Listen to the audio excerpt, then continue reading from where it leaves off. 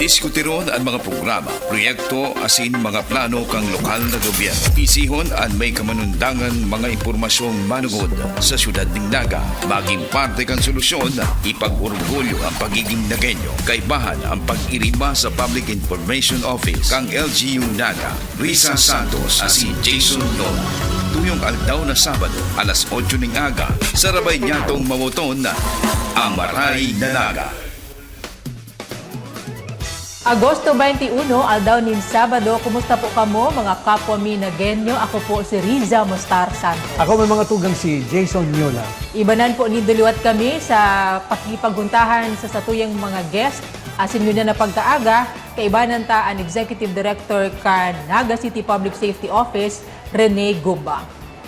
Marhay na Naga po, Ma'am Risa and Sir Jason. So mga paraan tabay po, good morning sa Tuya Gabus. Okay, welcome po sir sa programang Marhay na Naga. Sir, inutunda na, ang Oplan Disiplinaga, brainchild niyo po ba ini? Actually, kay Mayor Lenny po na direksyon, simple sa naman sumensahe. Sana sa tuyang pagdisiplina bakong external, sana mas parte ini kang normal lifestyle kang sa tong komunidad, kang sa tong mga kahimanwa na maabot sa punto na bako ng enforcer ang kaipuhan kundi sa komunidad na may pagmalasakit sa lambang sarok. So that is the ulterior motive kang sa tuyang disiplinaga campaign. Kaso rin inipig po na, officially? Pinaglansar ini nagkakapirambulan pa sana po baga. Pero dakulang bagay ini sa muya, sa enforcement side, dahil nagkaigwaning added dimension na kung dati, napaka-routine, saka mayong halos so enforcement activities ta, dahil ta nalalaog sa sarong framework, ngunyan igwanang malinaw na pinagahalian, as in malinaw na direksyon ang mga aktibidades kang sa tuyang enforcement units. And we are glad na pig-share ini sa ibang mga kaymanwata, including the other sectors. Transport sector, education sector, and on board po sinda. And we feel good about this na bako na lang na sa arong ahensya o sa arong sektor ang nakatutok digdiyo. So far, nahiling ta ba ang epekto kaining Oplan Disiplinaga sa disiplina managad kan mga Nagenyo? Sa ngunyan po, it may be too early to say kung behavioral so hinahagad ta. Pero in terms of external indicators, may mga nahihiling kaming positibong response. So halimbawa, magdiyan ka sa may Zamora underpass, saka sa mga vendors ta sa sentro, medyo may mga improvement naman po kaming nahihiling. Araming bako ining madali and araming dakol pa kaming gigiribuhon, but it is a very refreshing starting point for us. Oh, sir, maulit ka siguro na pagi ka disiplinaga, nagkakaiguling bagong kultura ang mga taga-Naga, lalo na pag-abot sa disiplina, sa komunidad. Iyo po, ako lang ang pinaka-central garong mensahe sa ownership. Gabus kita parte. So bako ining urulay kang PSO, bakong urulay ki Mr. Gumba, kundi urulay kang iba-ibang sektor kang komunidad na nagtatarabangan. Pero so, naka-receive crucial. Okay, naka-receive po ng heavy backlash itong overspeeding ordinance. What do you think about it? Ito po, I have to admit that was a lapse on my part. Dahil pa ito dapat nagluwas material na ito, inadvertently na i-share as in nakaluwas sa publiko. But be that as it may, parte po ito kang sarong existing na ordinansa kang syudad na sangunyan data pa man pinapautob. Ang instruction sa samuya magiging subject inining masararom na pag-urulay as in konsultasyon with the other stakeholders, including the sangguniang panlungsod. Kung igwaning mga pagbabago duman sa mga kondisyon dahil 2019 pa ito, importanteng mailaog na ngunyan antes pa man magkaigwaning anuman na enforcement activities. Pero do you think yung 30 kilometers per hour to 40 is okay? A speed limit is a national mandate. In fact, international agreement po iyan na dahil sa naglalala na insidente ng mga road crash sa mga mayor na tinampok ang iba-ibang mga nasyon, ang speed limit naging saro sa instrumento para maiwasan ini. So, dahil ka na dapat nagngangalas, ginigibo ini sa ibang mga nasyon, sa ibang mga parte kang sa tuyang nasyon, ginigibo din ini.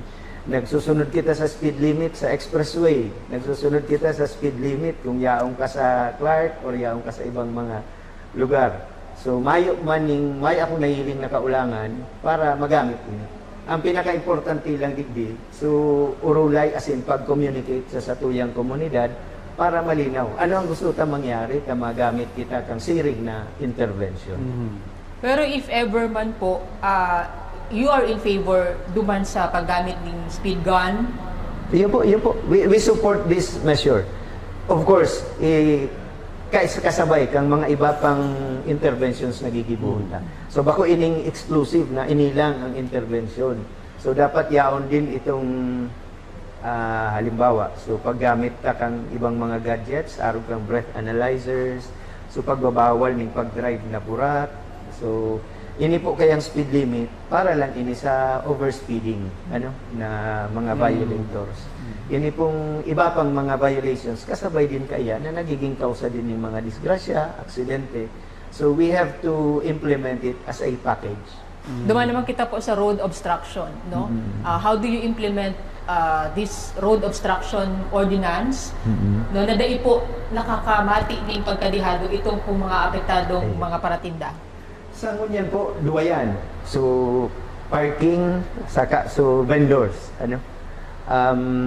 In the past, we have been consistent on a daily operation. Pero sa instruction po sa Samuya ngunyan is to concentrate on measurable interventions. So, saro dyan, imbis po kadtong dati na igwa kitang mobile, igwang patrol vehicle na nag-iikot, nag-check ang mga site, nagmamantener na kita ngunyan ng specific areas na yaon duman ang satong enforcers. So, dahil na naghahalik. Gusto sabihin kung will clamp area yan or no parking area yan, igwa dyan enforcer na nagbabantay as in nagsasabi sa mga driver na bawal dyan. Kung nag-violate, may citation. Ang mensahe lang, they don't get away with it.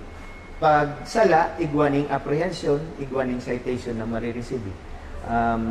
Pag tama man, we affirm the behavior. So sa ngunyan, saro yan sa major adjustments. Igwa na kita ng mga fixed designated post na pinagbabantayan, mga fixed na tinampo sa kada enforcer kang public safety office. Kasabay kayan, mahaga din siguro kita ng kooperasyon sa mga kahimanwata na when we are doing legitimate enforcement operation, yaon magiraray sa pagrespeto. Kung ang kahimanwa po naghahagad ng respeto halip sa enforcer, siring man, so kahimanwa tahagadan ta din na magrespeto sa enforcer pag nagpupunduser kang sa iya man na trabaho. Bakong maray na nagtatrabaho man iyan, ang nare-receive so tabuga, saka malain na tataramon. Minsan, kay puan mi na din mag-ibo ng mga medyos para da iyan magpadagos. Tadi ita man tutubutan na pagpaparamuruda sana ang mga enforcer ta. Iyon na nga ni so violator, iyo pa sumaisog. So, with that as the message, ulit, mabalik kita duman sa basic premise na dapat may malinaw na signages, dapat may malinaw na basis sa mga violations, para din dahil man kita masabihan na arbitrary as in abusado sa mga paghiro kang sa itong mga enforcer. Sir, in 6 months o 1 year from now, tapos na ipautob talaga ang mga panahon doon na sa lindong kang, sa ararom kang oplan disiplina. Ano po ang nahihiling mo sa Ciudad Naga? Siyempre, pero may mga challenges pa man dyan. Pero pagmati ko, magiging mas marayan siguro sa trapiko, In fact, sa side me, ang pinakamalinaw na objective mingon yan, consistent enforcement and deployment of personnel. With that, pig-acknowledge me na limitado sa samong personahe. Kaya nag-compute na kami, kung gusto mong igwang PSO po Lunes hanggang Domingo, aron ka ni sa personnel na kaipuhan mo. And we have submitted the request. So kung matatao ito, we will gladly oblige the request na urual daw, consistent, 7 days a week sa satuyang deployment sa tinampo. Sa ngunyan po kaya, we have to admit the constraints and the limits. Kasabay kayan, dakol din po kitang mga katrabaho na medyo may edad na, ang nahihiling tapong direksyon digdiyo, ma-infuse kita ng mga bagong dugo, si mga hurubin pa, para po, so nahihiling nalalawgon kang syudad, kang enforcement sa syudad, kang public safety office, so mga may kapasidad and hurubin pa man. And that should also safeguard the welfare and health of our personnel. Binali pati ko sa Roal daw, itong salong member kang PSO, pirilay na bagat to, tapos maluluyan na, mainiton pa.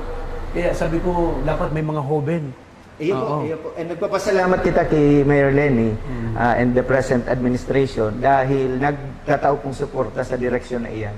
And we are excited na maitauman, so hinahagad mi, and mas makapagpalangkaw kang efficiency and effectiveness kang sa tuyang PSO. Pero mas magiging stricto ba ngunyan na Peña Francia Fiesta o medyo matao kita ning kadikit na konsiderasyon? Sa ngunyan po na fiesta, saro kami sa resources kang incident management team. So we will operate according to the instructions of our IMP. In fact, garo pinapaliwanag ni ngani. So mga dati tang pag-iriba na nagkaturood na puro PSO so dalagan, pag fiesta, pag-irumdumon lang po na igwa kita ning incident management team ngunyan na iyo ang nag-handle kang gabos na mga concerns. So we are referring to them, particularly itong mga ma-volunteer, si mga matarabang, and sila po sa mga disposisyon. Okay. Sir, ning ano, ang marching order kan alkalde yun na dahil paghalian ning hanap buhay ang mga vendors, lalo na itong mga nasa tinangkulo. Pero pag may nahiling ka, nakulong dyan, lalo na paghahapon mo talagang grabe ang sprouted ang mga ang mga vendors. Ano po ang sa tuyang plano, lakdang para sa mga sa sektor na ini? Sa ngunyan po, so initial ng pinagigibo, nag-designate na kita ng mga vending areas, as in mga oras na pwede magtinda. So data halion sa pagtinda, data babawalan, pero nila gananta ning lugar sa kaoras. So ini na po sugiya kang sa tong mga enforcer para malinaw na day ka dinadakop dahil bawal magtinda. Dinadakop ka dahil sala yan lugar mo, sala ang oras mo, dumang ka sa tamang lugar, sa tamang oras. So sa aron kaya na formula, sumensahe man sa nakang syudad, tinatabangan ta sa mga naghahanap buhay. Pero babalansihon ta so interes kang iba-ibang sektor sa laog kang komunidad. Saro na digdi sa mga negosyanteng may mga pwesto. So kung ika nagbabayad ning arkila, nagbabayad ning buwis, importante na kasabay kang pagproteher sa mga vendor na po proteksyon ng taman sa mga negosyo na lehitimong nagko-comply sa mga requirements kang syudad. So halimbawa specifically dyan sa sa along Panganiban Drive na may mga ukay-ukay vendors, anong oras na sinda pwedeng magtinda? Usually po, banggihan tinutugutan pagtapos na sa mga negosyo. Nagsara na baga ngaya sa mga establishmento, saka sa na yan makakapiresto dyan. And regulated ini kang sa tuyang Naga City People's Mall kang market igwaning pigtataong plasada para sa Sainda. Okay. Pati itong yaon duman sa may SM. Iyo po, iyo po. So, Siring so mga lugar na otorisadong tindahan, regulated ta po. Okay. Ano sila ang enforcement protocol kay ni? May warning, may sasangatan ng kaso, paano po? Sa ngunyan po ang ginigibo ta pahaliun. Pag dahil nagtuturubod kinukuha ang paninda, pig-embargo, and then may citation na pig-issue sa mga violator. So ini pong prosesong ini para dang ma-enforce taman so instruction. And pag after na mag-comply ninda, okay naman intact man sa mga paninda ninda, and naibabalik po iyan sa inda.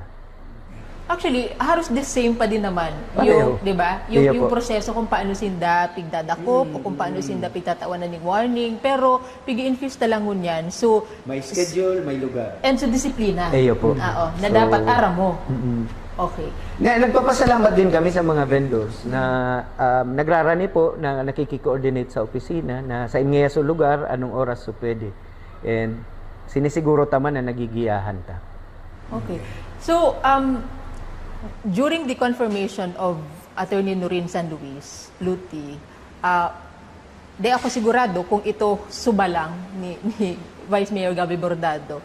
Tagaropig tatawan niyang doon itong, are you sure na daay mo pig o overlapan ang pagiging leader ni Rene Gumba sa PSO? And she said, no, I will not even attempt.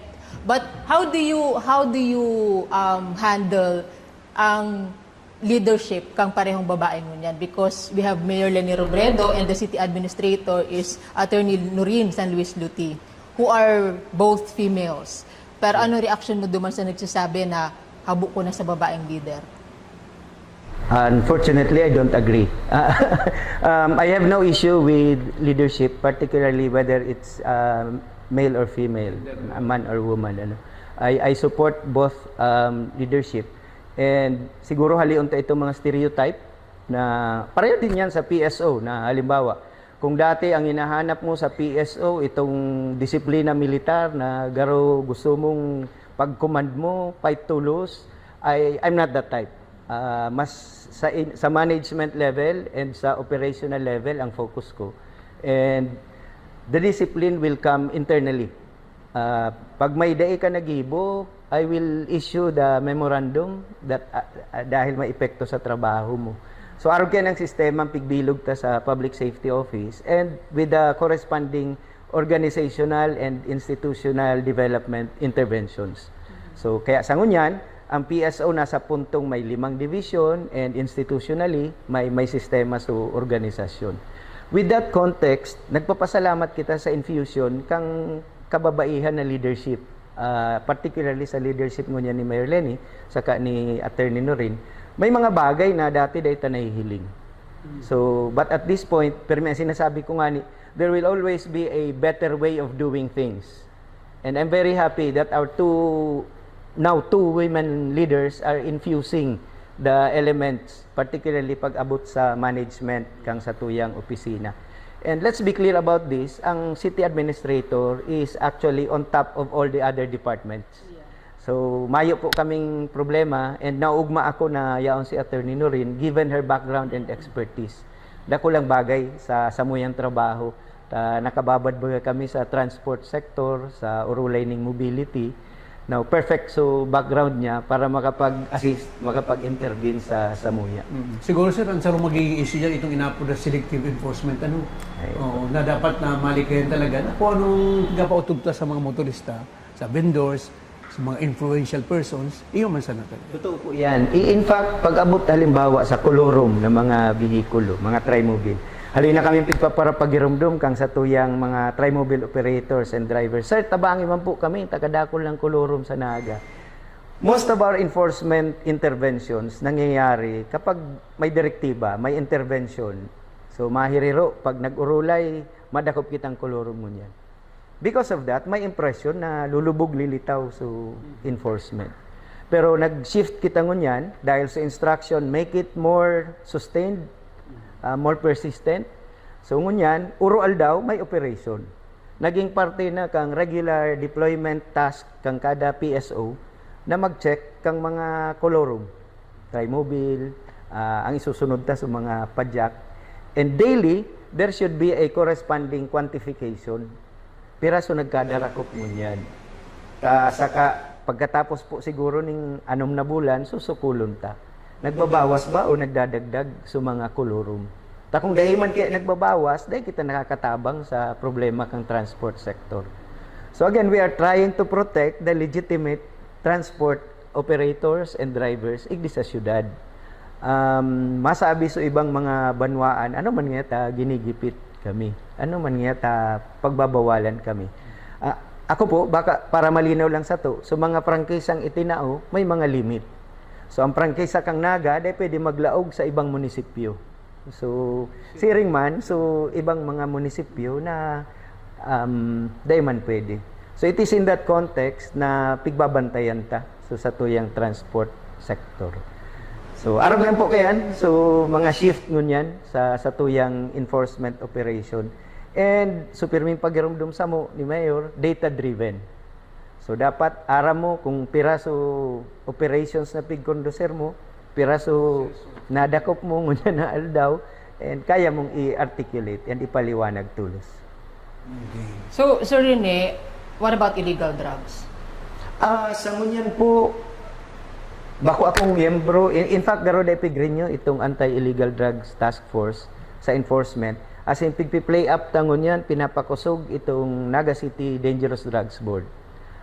May bagong liderato and may mga emphasis sa bagong proseso. Halimbawa, pag naglaog ka sa anti-drugs program kang Naga, from your entry up to the time na butasan ka kang syudad, dapat namumonitor sa progress. So, halimbawa, piglaog ka sa barangay dahil may problema ka sa drugs, once na i-admit ka kang programa kang syudad, igwa ka natulos ning case number na naka-assign sa imo. So, kada stage, naihiling kang sa tuyang Anti-Drug Abuse Office kung kumusta ka na. So, dahil ka bubutasan. Yan ang malinaw na instruction as in direction tangon yan sa siyudad kang Naga. Kadto kaya baga kung magigirumduman nindo. Minsan pag nadakop ta na, yao na sa kulungan, ayos na. Accomplishment na yan. Pero at this point, ibang direksyon. Pag naglaog ka sa anti-drug abuse program kang Naga, kay pusher o user, you will be part of a comprehensive program na matapos, hopefully, sa last stage, na napakaraiso kamugtakan mo, na nag-improve sa buhay mo. May PSO personnel ba na na-involve sa illegal drugs? In the past, igwa po. In fact, nagkakapira iyan, puon kang nagtukaw ako sa PSO. So iba nagkataranggal na sa posisyon. So iba may mga success stories kita na nag-rehab, as in nakabalik man sa trabaho nila. Fortunately, ining huriming drug test, nag-negative na kami. Pero di man kita mapundo dyan. That will be a regular undertaking kang opisina. Ara mo ining problemang ining bisyong ini, lifetime struggle ini pag nakalaog ka dyan. Bako iyan madali. Hindi ko lang sir kung matataon ng kasimbagan, itong mga persons who use drugs na nag-agi sa proseso, nakatapos, may mga livelihood programs na itinatao para siya. Tangan dagos-dagosan sa iyong pagbago.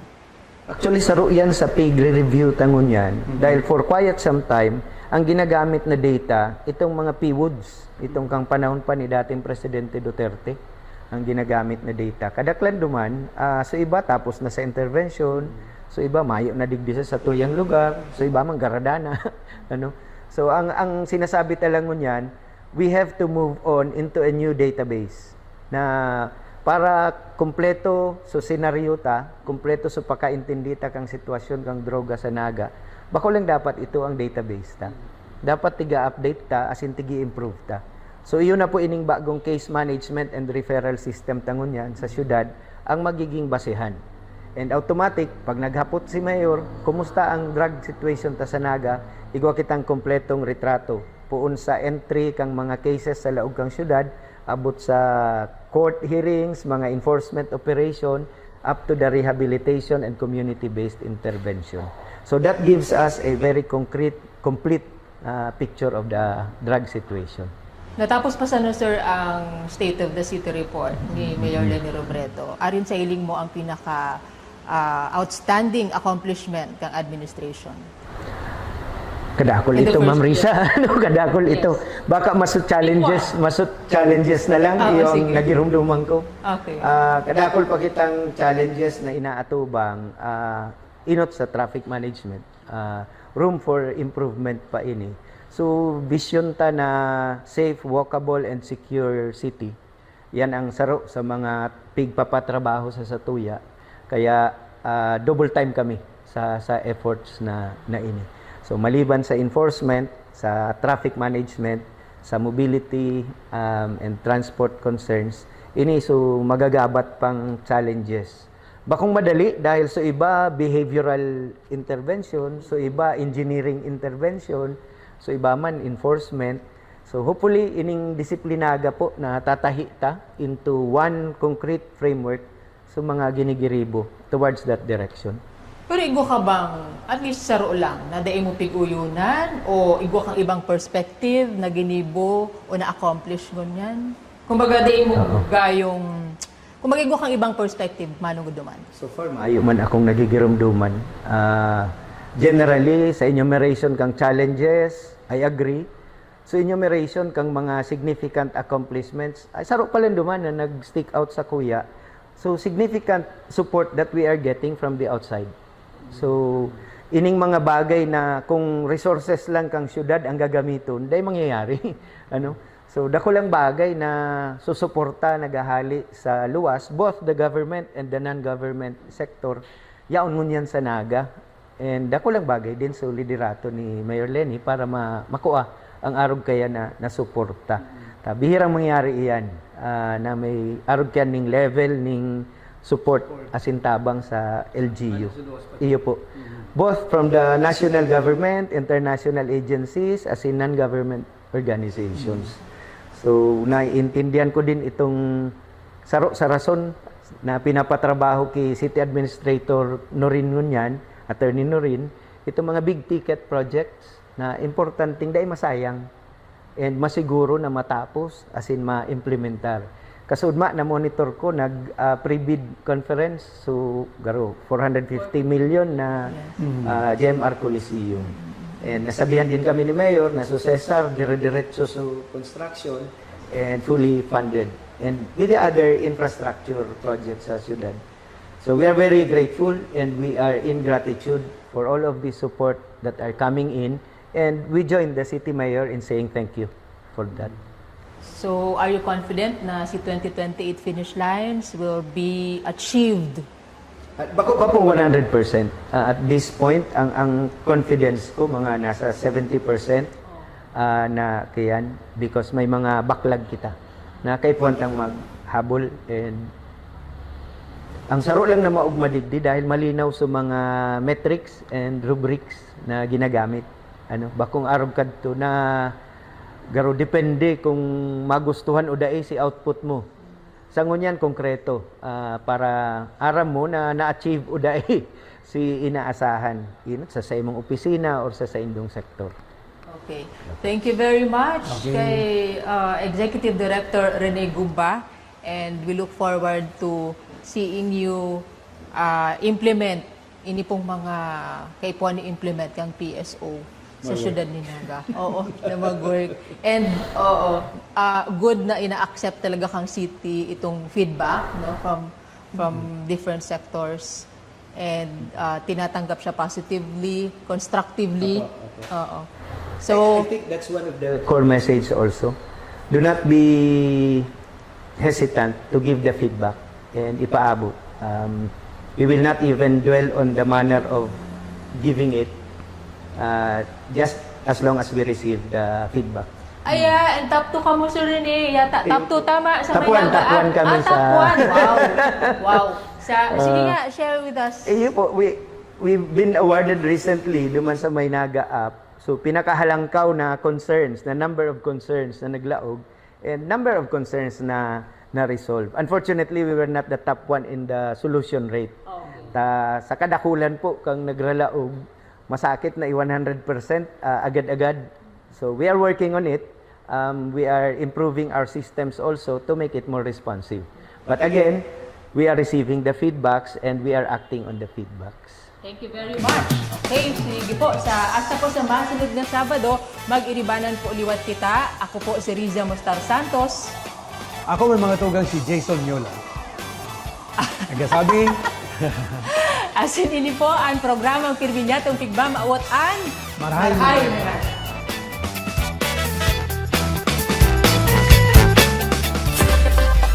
Diskutiron ang mga programa, proyekto asin mga plano kang lokal na gobyerno. Isihon ang may kamanundangan mga impormasyong manugod sa syudad ng Naga. Maging parte kang solusyon, ipag-orgulyo ang pagiging Nagenyo. Kaibahan ang pag-irima sa Public Information Office kang LGU Naga. Risa Santos asin Jason Lola. Tuyong aldaw na Sabado, alas 8 ng aga, sa Rabay Nyatong Mamoton na ang Maray na Naga.